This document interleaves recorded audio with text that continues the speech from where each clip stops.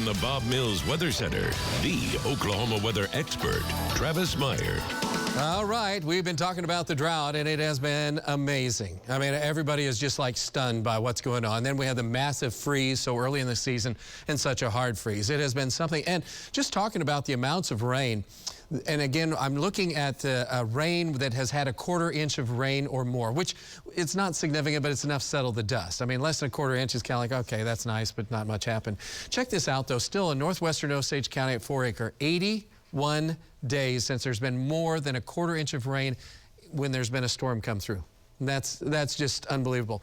Around the Tulsa area, some areas now are a month and a half since we've had anything. You get out in central Oklahoma, it is ridiculous. And we're also seeing some of that showing up now on the northeast sides. That is just stunning. And that goes down to the south. And we go through McIntosh County and through portions of Muskogee County, Okmulgee County, Tulsa County. And, of course, Okfuskee County and Hughes County have been hit pretty hard as well. And so this is pretty amazing just to stop and think about that. And we're not alone, but we are the epicenter pretty much of the drought. So that goes from Kansas and Oklahoma. We pretty much have the worst of any place in the country right now. Central Texas has increased once again a little bit. They improved for a while a month ago, but they're getting bone dry again. So this is so hard on cattle ranches and everything else in between. And what does our winter look like? At least the beginning of it, late fall and early winter. Our real winter forecast won't be for about another month, but we're looking at November and then extending into December and January.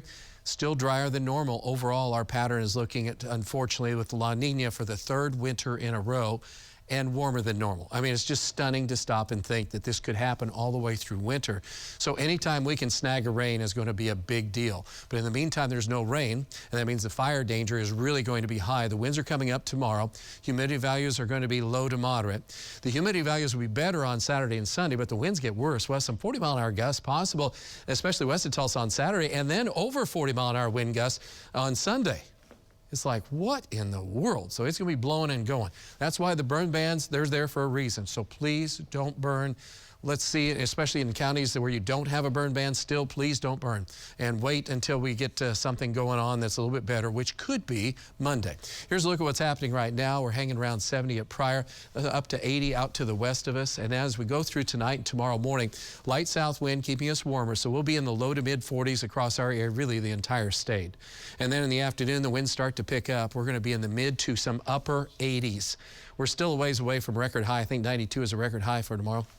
And then as we look on into Saturday, record high is 88, and that we just had a record low. What's going on? It's just wacky weather. But we start to see some increase in moisture out west, but notice those temperatures. Then on Sunday, there's a few more clouds in the area, stronger south wind, higher humidity, but still the fire danger remains in place.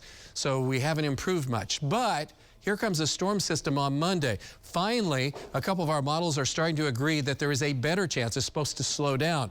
Not guaranteeing it, but there's about a 60% probability we should have some reasonable rain, not good rain, just reasonable. And so I'll take anything right now.